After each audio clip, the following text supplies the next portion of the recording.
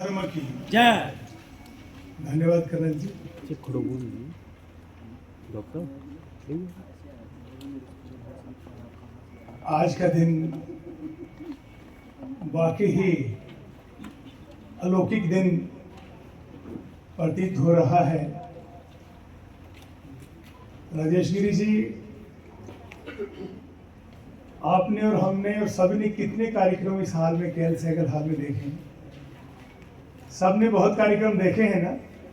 आज हम एक परिवार में बैठे हैं, सबने देखा है ना। सब एक आवाज में बोलिए, कितने कार्यक्रम देखे हमने, वो कवियों के, लेखकों के, ड्रामेटिस्ट के, सोशल एक्टिविस्ट के। लेकिन एक निवेदन है कि अपनी गर्दन घुमा के थोड़ा सा पीछे देखिए, वो अपने स्वयं को देखिएगा कि आज केएल सहगल कितने प्रसन्न होंगे। उनकी छवि हमारे सामने है। आज के प्रोग्राम का आवा मंडल ही कुछ और लगा है। एक कितनी खुशबू, संतों के आने से तो वैसे ही आवा मंडल भर जाता है। यहाँ सभी वक्ता बैठे हैं और बहुत बुद्धिजीवी लोग बैठे हैं, और जहाँ संत समाज होता है। मैं राजेश जी आज के इस मंच से एक छोटी सी बात 1952 की करूंगा। बहुत सारे ऑर्गेनाइजेशन के अध्यक्ष बैठे हैं। 1952 हमारा एक ऐसे संत के साथ आज से 48 वर्ष पहले, जिसको राजेश जी जानते हैं, स्वतंत्रतानंद जी, जो नेपाल के थे, फिर गुजरात में रहे, फिर होशियारपुर में, फिर कठुआ में, अभी 115 साल के होके ब्रह्मलीन हुए। 115 साल की आयु में वो कभी भजन सुना करते थे हमसे, वो हमें बताया करते थे। और आज के विषय पे उन्होंने कभी हमें बताया था कि जो विषय आज कल की फाउंडेशन ने लिया है, मूवमेंट ने लिया है, 1952 में ठेठरा जेल जो थी कलकत्ता में, जहां सुभाष चंद्र बोस कितने क्रांतिकारी जेल में कारावास में रहे, और वहां वो स्वामी जी भी गौरक्षा के लिए रहे। एक दिन हम होशियारपुर बैठे थे तो उन्होंने जिक्र किया कि करपात्रिका जो संत हुए हैं, उन्होंने इसके लिए अनुष्ठान किया था, जेल में रहे, और उस वक्त के तत्कालीन प्रधानमंत्री नेहरू जी ने आश्वासन दिया था गौरक्षा के लिए, और जो गौ हत्या होती है उसको बंद करने के लिए। लेकिन आज तक ये हुआ नहीं।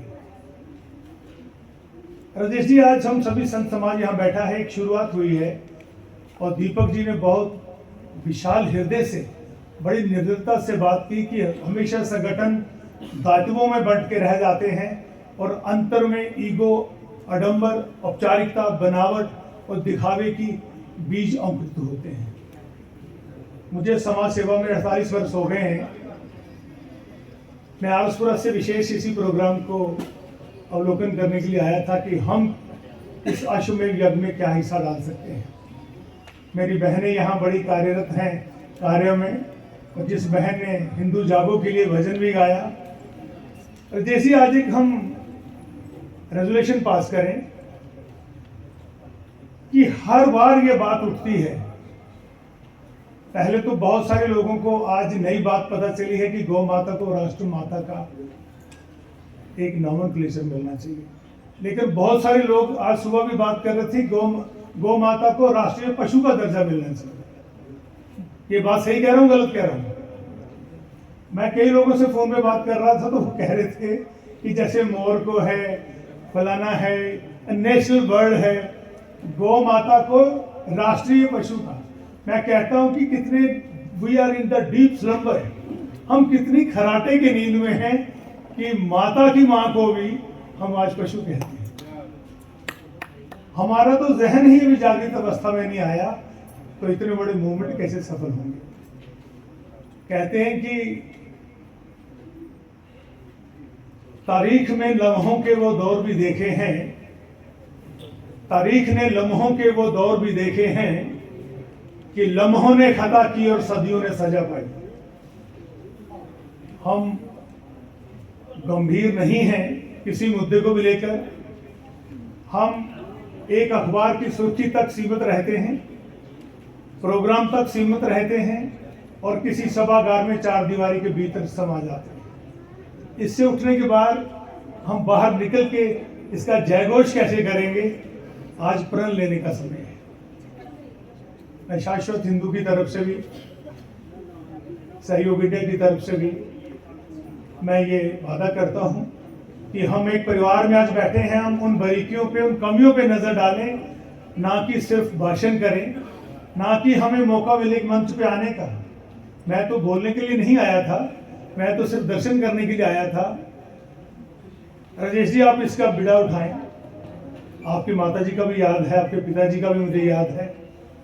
इस सभागार में आज उनको भी मैं भावभीनी श्रद्धांजलि देता हूं कि जब भी हम दीवाना मंदिर, पुराने मंदिर में जाते थे तो वो सनातन के बिना किसी की बात नहीं करते थे। और जीव चाणक साहब हैं और संत समाज यहाँ बैठे हैं, हमारे भाई साहब बैठे हैं कि जो तभी आरती के एक संचालक हैं।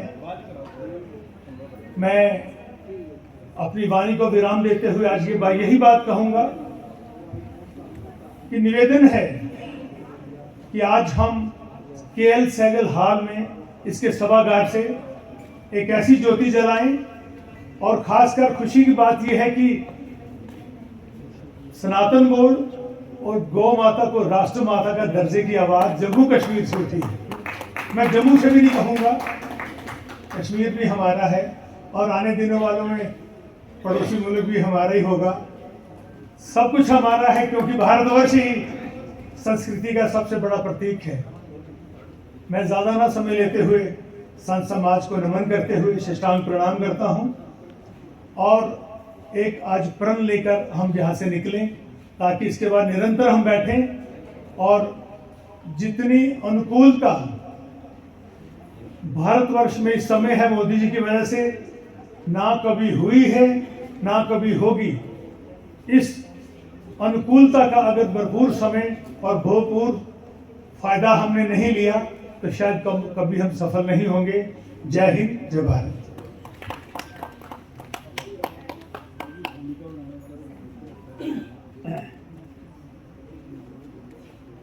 अभी मैं बुलाना चाहूँगा हमारे बीच में वोटर एसोसिएशन के पवन गुप्ता जी हैं, वो अपना 2 मिनट विचार रखें।